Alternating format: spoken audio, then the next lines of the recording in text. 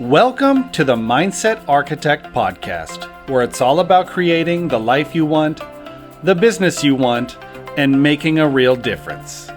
Join us in unlocking the code to true success. And now your host, Tony Caliendo, Master Coach with reTHINK Coaching. Welcome to the Mindset Architect Podcast, episode number 5. I'm Tony Caliendo, Master Coach at reTHINK Coaching. And today I am so excited to talk to you and share with you some knowledge that I had the privilege of learning this weekend by attending a 3-day intensive training. And so I want to frame this first by saying, I'm sharing with you just some highlights. This was a 3-day intensive, meaning we spent well over 35 hours in classrooms. So from 8 a.m. until 10 p.m., learning some great tactics. And I'm just going to go over a few of the highlights with you. So to understand this conference was about this book, The Secrets of the Millionaire Mind by Harv Eker. If you haven't read it, I'm going to invite you to go to Audible, go to Amazon, whatever you need to do to get your hands on this book. I have both the Audible and the hard copy. I just like having both. So in this seminar, this is really about your financial blueprint.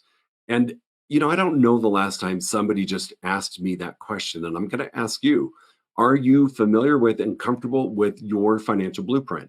Is your financial blueprint working for you? Meaning, are you earning the money you want to earn? Are you making the income? Are you earning the income that you would like to earn?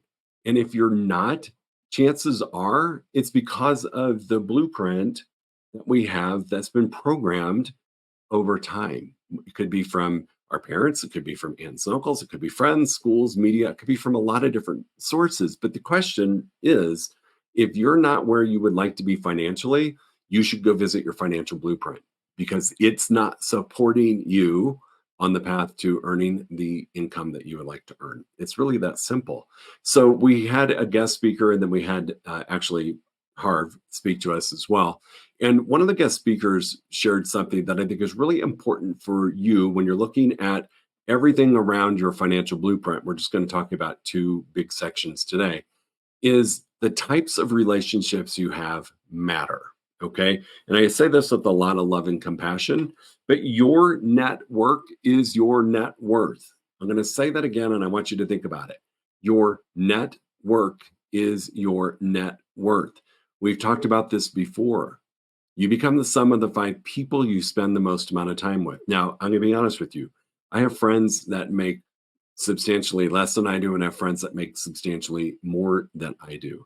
Depending on the moment, I'm in different groups at different times. However, if I want to experience true growth, and let me explain to you a little bit deeper about this, I need to be hanging out with people that are earning at a higher level than I am.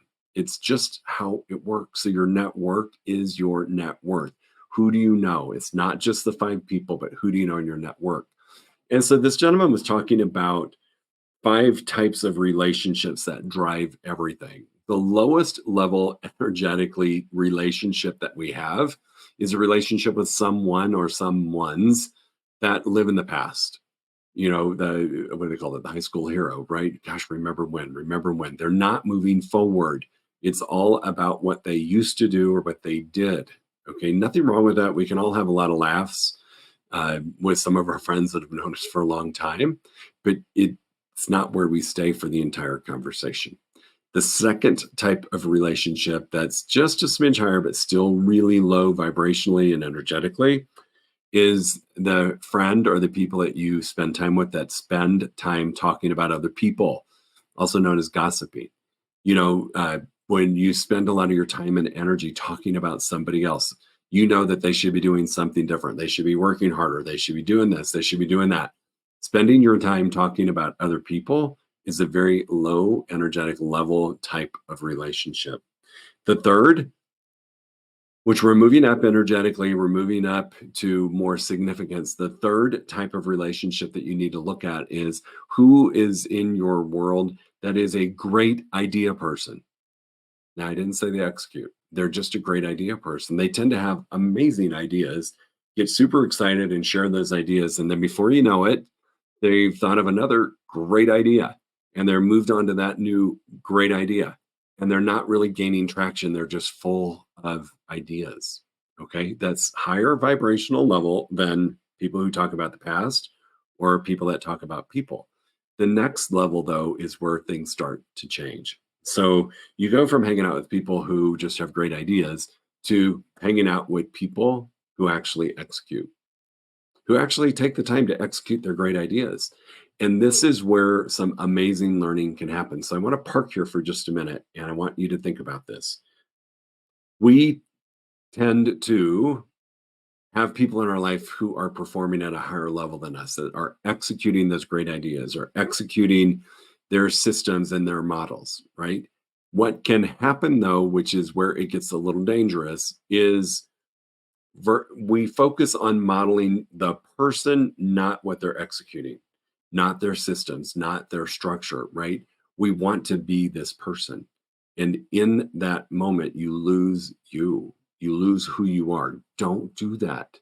You be you, execute your great ideas, execute using somebody else's systems, using somebody else's model. That's what we want to focus on and we want to execute. And then the highest level type of relationship you can have, and this is going to sound really uncomfortable for some of you, is a relationship with someone that you can talk freely about money. And this is not about braggadocious, I've got X millions in my account, my net worth is this. It's having intellectual conversations about money and how money works. When you are engaged with people who are earning at a very high level, conversations change about money, about investment opportunities, about what is working in the current economic world. What maybe used to work isn't working. You might want to consider not doing any longer. Those are the kind of conversations about money that we should be having. So your highest level relationship that you should be having is spending time with people who execute and spending time with people that you can talk about money with. It's a game changer. You learn so much from other people who have already done what you want to do and are sharing some great information and are not afraid to talk about money. I know a lot of us were raised not to talk about money, that it's, rude or inappropriate. I'm giving you permission today to start talking about money with people. Start learning what they're doing. Remember, don't become them, use their systems and models. So go talk to people about money. So I'm going to say again, one more time, your net worth is your net worth. If you are not where you would like to be in your financial capacity, I'm going to invite you to look at your net worth. And I'm going to also invite you to dig into this book and uncover what is your financial blueprint. So those are the 5 types of conversations and relationships that we all have. And the last 2, the execution and money, are the ones that you want to strive for, because those are actually going to move you forward. All right, so 5 types of relationships. Remember, focus on the person's systems and models, not on becoming a carbon copy of that person. Because when you lose you in the process, it's not going to work for you. But you can borrow their systems, you can borrow their models. And in fact, I would encourage you to do so. They've already done it, they've already proven it. It works, but you do it with your personality and your own style.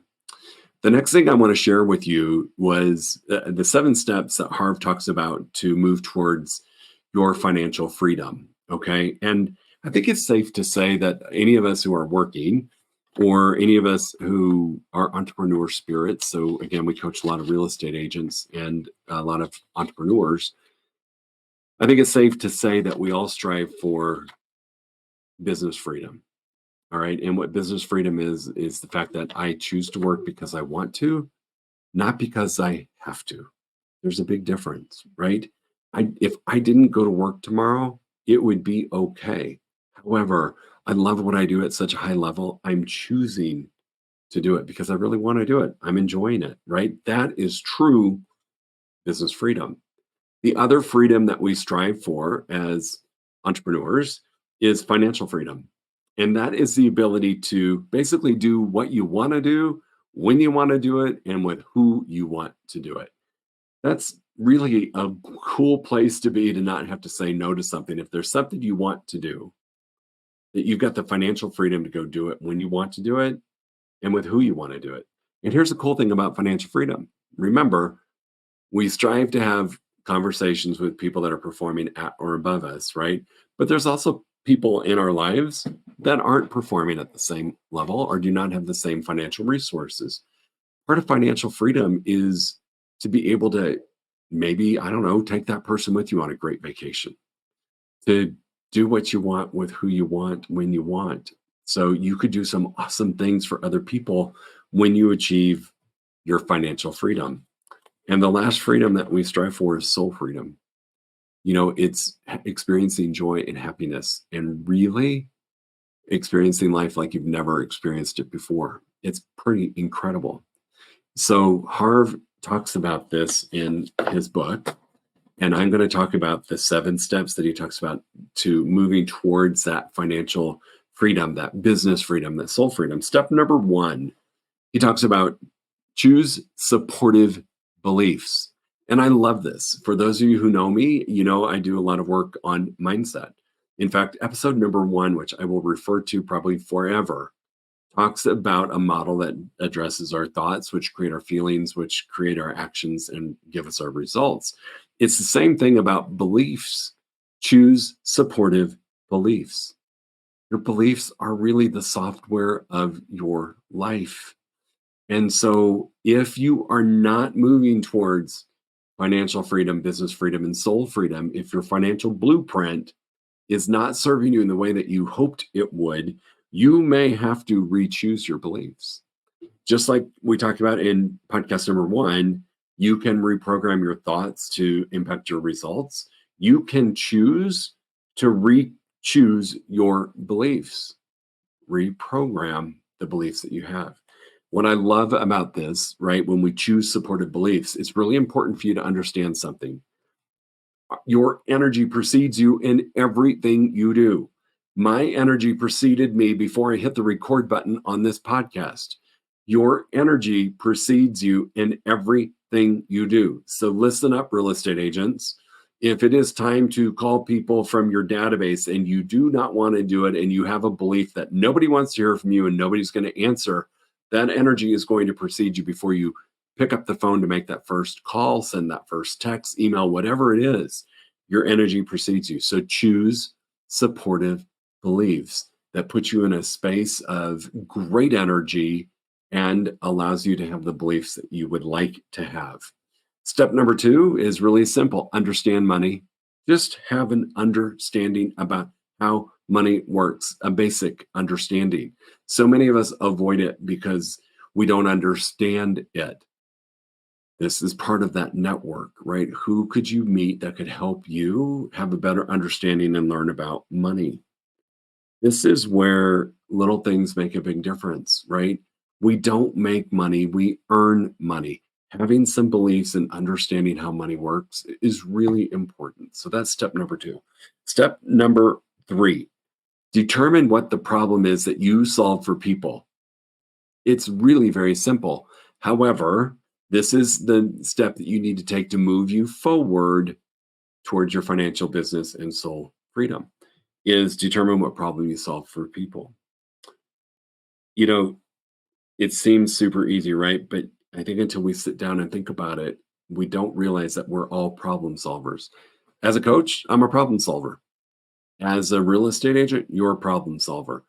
Somebody wants to buy a house, you help them buy a house, they close on it, they live in the house. Somebody wants to sell their house, you work with them, you go through the process, you get their house sold, you let them move forward in their life. You're solving the problem, right? And right now, and really in any market, sometimes there's a lot of fear about either buying and or selling. So determining what problem you solve for people is really important. You're not just a real estate agent. You're a problem solver. You help people buy and sell and invest in real estate. Entrepreneurs and other businesses, same thing for you. What's the problem that you help solve for people? Again, as a coach, I help solve problems all the time. I want to earn more money. I want to grow my team. I help solve those problems for people. We're problem solvers. You have to identify what the problem is that you solve for people.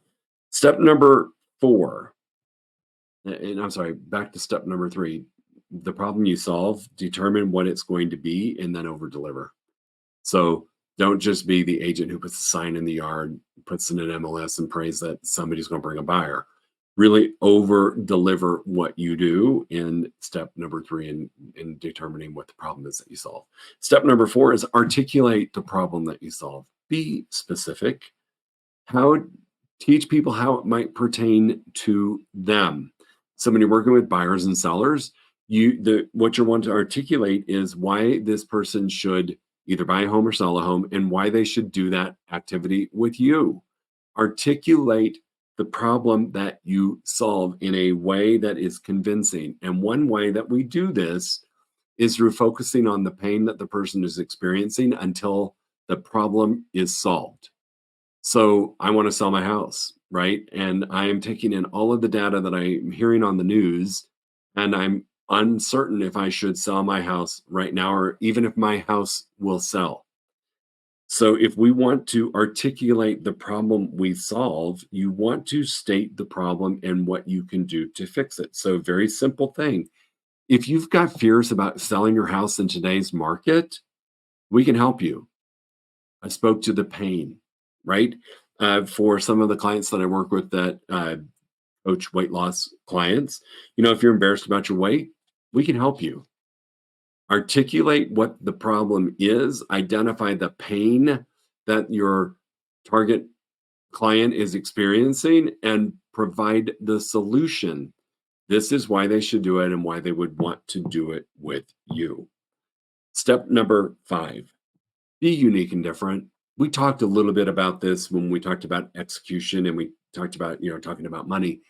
And so many times we look up to somebody. Like I've got a couple coaches that I look up to, and I think, my gosh, that's the bar in coaching, and that's where I choose to go to. If I chose to emulate that coach and use their words and their dialect and their, tone, and I would lose me in that process. So make sure that you know enough and you stay true to you, that you are unique and different. All right. So spend some time with what does that look like for you. I'm going to be really honest, because I coach a lot of real estate agents, my social media has a lot of real estate agents on it. And over and over and over and over and over, I see the same post, just a few different words here and there, and nothing that really makes an agent stand out into what makes them different. So if I'm the general public looking at this, I'm like, well, there's another one, there's another one, there's another one, there's another one. Oh, wait, here's somebody who's very unique and different. I think I might want to explore what that looks like. So step 5, figure out what makes you unique and different and go with it. Embrace that. Have that be part of who you are. Step number 6 and step number 7. Okay, these kind of go hand in hand. Step number 6 is to systematize. All right, so as agents, we want to create a repeatable process that produces a profit with or without you. Really, without you. So as agents, sometimes that's difficult when we're starting off in our career. It's us, right? We're doing everything. We're showing, we're going on listing appointments, we're negotiating contracts, we're putting the paperwork in, we're doing all kinds of stuff. We want to get to the point in any business that you can create a system that allows it to happen without you. So what that might look like as an agent is bringing on a licensed assistant who can go show if you're out of town, who can help go on a listing appointment for you while you're gone, do whatever work needs to happen. Then as you grow your team, buyer agent, listing agent, however you choose to grow it, but build a duplicatable system, all right, that repeats and that can work without you. And initially it might be one person or 2 people on the team. The last step, step 7, is to duplicate the system of solving the problem without you again and again and again. So as your business grows, if that is your choice to grow your real estate business, as it grows, you might need more than one other licensed person on the team. So that would be how you could duplicate your system, teach the way that you do listings, teach the way that you do buyers, teach the way that you negotiate contracts, teach your systems and models and allow it to be duplicated over and over and over. So those are the 7 steps that T. Harv actually shared with us live, which I think are really powerful to really sit back and think about. Here I am financially. This is where I am. This is where I'd like to be. My financial blueprint might be a little bit off. And what can I do to change that? So you think about the 5 levels of relationship and think about these 7 steps that you can take to move towards that business freedom, financial freedom, and soul freedom. So I'm going to close with this. It's a lot of information that I tossed your way. And I just want you to think about something. Whatever you're doing, if it is not where you like to be, you've got the choice to change it. You can do whatever you want to do. If you're making $10,000 a month or $20,000 a month, and your goal is to make, or your biggest dream is to make $1 million a year, you just need to make $900,000 a month. You notice how I said that you just need to make $900,000. You can do whatever you decide to do once we start to think bigger and get out of the old blueprint and move into a new blueprint. This is called programming. This is called habits. This is called whatever you want to call it. Harv calls it your blueprint, and I love that. It's the blueprint that you're currently following, just like a blueprint of building a house. But if I was building a 1-story house and I decided I wanted a 2nd-story room, I would change the blueprint.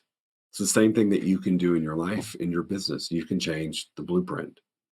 I know this to be true. 90% of what we do is conditioned habitual behavior. And your financial blueprint is not exempt from that law. 90% of what you do is conditioned habitual behavior, and your blueprint falls into that. Your financial blueprint falls into that. So do yourself a favor. Think about the 7 steps to becoming financial freedom, business freedom, and soul freedom. And if you haven't done it, please go get this book. It's a pretty thin, simple read. It's on Audible. Harv does a great job with that as well. But do yourself a favor, get the book, and it will change your financial blueprint. I appreciate your time. I'm so excited. Please drop some comments, what you have learned or what your aha is from today's conversation. If you got a question, drop it below. We'll do our best to get back to you as quickly as we can. You can always reach out to us directly.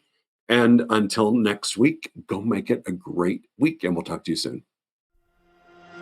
If you enjoyed listening to this podcast, you must come check out the Mindset Architect Group Coaching Program. It's our monthly program where we explore the power of your mindset, help you identify what you truly want in business and life, and then help you reach those goals. Come check us out at rethinkcoaching.com/group-program. That's rethinkcoaching.com/group-program. We'll see you there.